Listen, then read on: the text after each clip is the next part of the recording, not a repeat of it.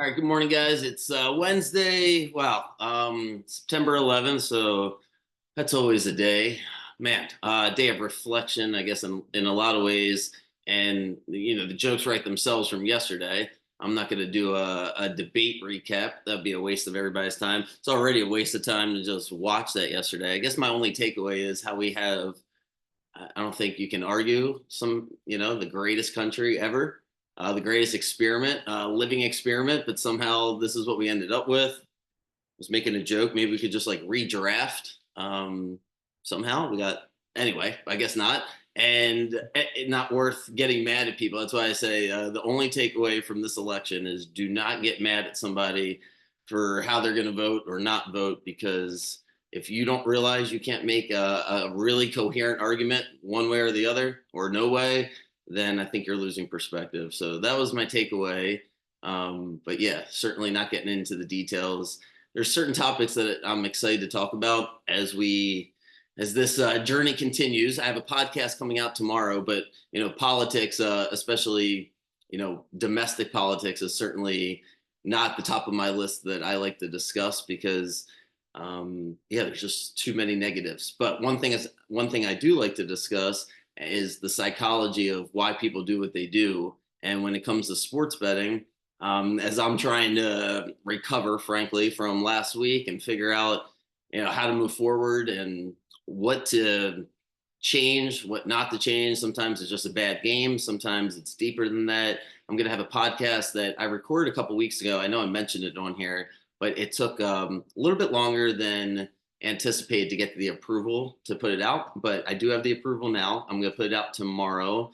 And it's a conversation I had with a gentleman where we just talk about sports betting, gambling in general. Hopefully, it's beneficial to you guys. But yeah, anyway, just let's see. Let's just move forward, break down the Orioles for a few minutes, and then looking forward to this weekend. Tuesdays and Wednesdays still, I guess dead days right this second as far as action is concerned. The baseball playoffs, I'll definitely be betting on baseball playoffs. So excited about that. But yeah, there's really no bets for these couple of days in between as we go into the weekend.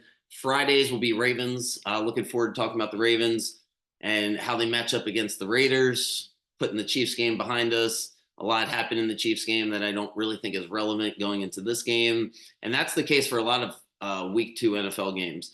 Week 1 is really unique because you have a long time to prepare for whoever you're playing.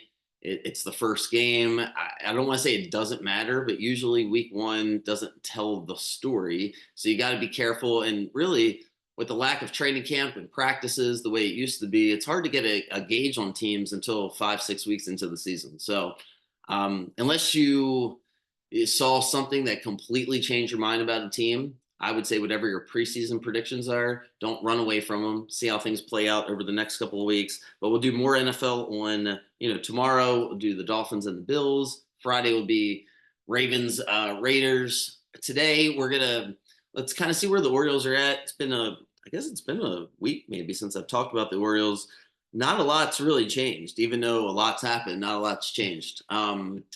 Yankees lose yesterday. Orioles win, so we're a half game behind. I know I'm not breaking any news there, but just to give some perspective on these last 16 games and why I think we're going to win this division comfortably. I still think that we're going to win this division comfortably. We're going to get our guys back, and the Yankees can't get any momentum the same way we can. Schedule-wise, it's relatively even. I can go through each game, but there's not a super advantage. The Orioles play the Yankees in New York. Those not the last 3 games, but there's 3 games there, and then each team has 3 games after. That's where the biggest advantage is for the Yankees is the final 3 games. The Yankees get to play the Pirates at home. We play the Twins. That the Twins are going to be fighting. They could be fighting for a wild card spot. We're going to be playing the Tigers this weekend. The Tigers are capitalizing off of the Twins just playing really bad lately. They're only 3 games out. So this weekend in Detroit for the Orioles is going to feel like like a playoff game. It's going to feel like a playoff series. It's going to be loud in Detroit. I think that benefits the Orioles.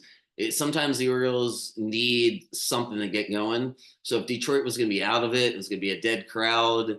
That might have worked against us. The fact that Detroit's going to think that they can still make the playoffs, that's going to be intense. We get them, we get the Giants, we get the Tigers again after for our final homestand before we go to New York. So the Yankees have to play at Seattle. They get the Red Sox for 4 games. Excuse me. So, like I said, it's you can make arguments either way, but the schedules are pretty balanced. It's just the last 3 games. I want the Orioles to have that 2-3 game lead plus the tiebreaker because that twin series is not going to be easy. That's the standings. Let's see. The game last night. It's hard to even say that. I guess the right way of saying it is it's been hard to enjoy watching a full Orioles game. And yesterday with the debate, I said I'll just want to watch the debate. It's like it's a car crash, but whatever. You still got to watch it. So I had the Orioles on, but it was one of the first times in a while where I'm watching almost every pitch because it's been so frustrating over the past couple of weeks that just sit in front of the TV watching every pitch has not been enjoyable. But yesterday, the way I had my the computer set up with the TV, I wanted to have the Orioles game on, so a big out. Just it. Sometimes you just need a starting pitcher to just say, you know what, we're shutting it down. And he was dominant from the beginning. He did everything the right way. You could just carry on about him. He's been great all season. He's had, excuse me, he's had a couple of flunkers. Like when he's been bad, it's been really bad.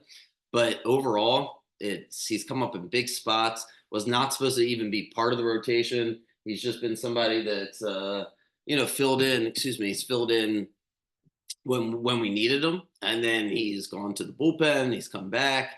He's just been fantastic. I don't know where he fits in on the playoff roster, whether or not he starts the third or fourth game, whether or not he's in long relief. But I know one thing: he's making the playoff roster, and that's the elephant in the room here as we head down the stretch. Not everybody on this roster is making the playoffs. That's just how it works. You got to get rid of a couple guys, mainly because we have injuries. Guys coming back from injuries, and then you have less guys can make the playoff roster than are on the team now. You're allowed to add two people in September. So big decisions have to be made, but Suarez's spot is locked in. He's going to get 3 more starts to finish out the season. Great last night. Mullins, if somebody's got to be the veteran leader, maybe yesterday, putting him in the 2 spot, him hitting 2 home runs. That first one was just like willed out of there. It's like one of those where you're like, oh my God, thank God that got out. Like, how'd that get out? We haven't been having a lot of those lately.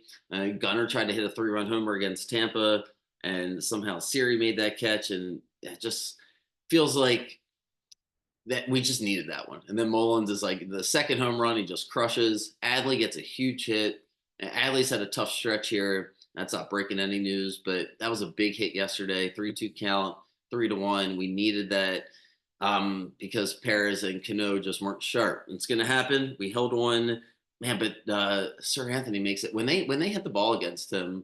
That's the thing. When you throw the ball that hard, if they read the pitch, those last 2 hits were hit really hard. First one was an actual hit to left center, and then they get Duran banks it really hard, just right at Santander.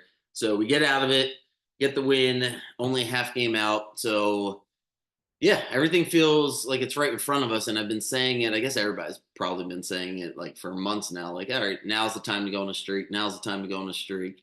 Now would be the time to go on a streak, right? Today's a big day. Kramer pitches tonight against Pavetta. So we'll see. Then they're off tomorrow with that incentive and then going to Detroit. Hopefully the bats are ready to go tonight. So, all right.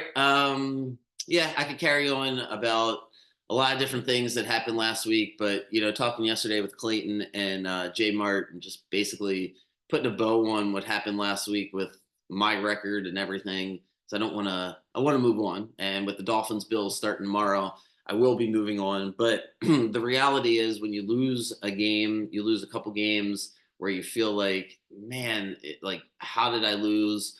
What, like I guess the hardest thing for me to do is to figure out if there's something I need to change.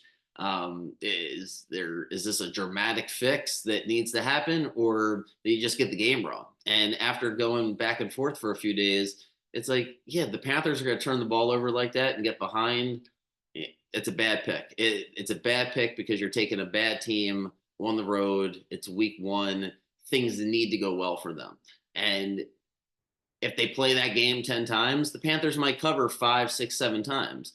But if they're going to get behind, the only way that they can win is a close game where they're playing either from ahead or, it's just tight until the fourth quarter. If they get behind, they're not going to be able to come back. And I should have looked at that possibility going into it and said, you know what, this is not the Ravens Chiefs where it doesn't matter who's up 7-0. Both offenses can do their thing. It just doesn't matter. Eagles, Packers, it doesn't matter.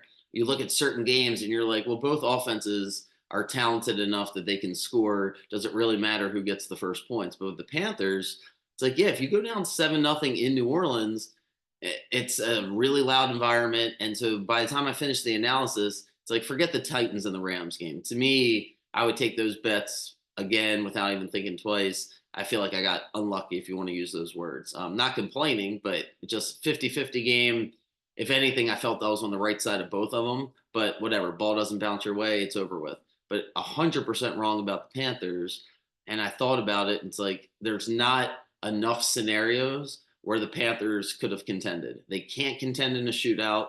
So once they're down 10-0, 17-0, you could just tell it's over. That's not the team to bet and chase. So that's it. I'm going to be done beating myself up about it because it's over with. But at the same time, the whole point of this company and, why I talk about my bets is to, for you guys to hopefully analyze your own bets and figure out how you can just improve. Are you wrong about a philosophy, the way you're betting, or just get unlucky with the games? So, once it's and when you win, same thing. Don't convince yourself that you know exactly what's going on. Be honest. Did you get lucky? Did whatever? So, all right, that's that. I'll be here in the morning. Looking forward to just doing Bills Dolphins conversation and getting ready for all the football. So, hope everybody has a good day. Oh, one last thing. I've had a few people um, email me or text me instead of signing up on the website for the coaching. If that's easier for you, do that. It's completely free. It's just to have a conversation, extended conversation of basically what I'm talking about here, but about you and how it pertains to your bets or what's going on with you. If you want to chat, I'm here. Just send me a message to schedule a time if going on the website is not as easy. So, all right, have a good day, guys. I shall see you tomorrow.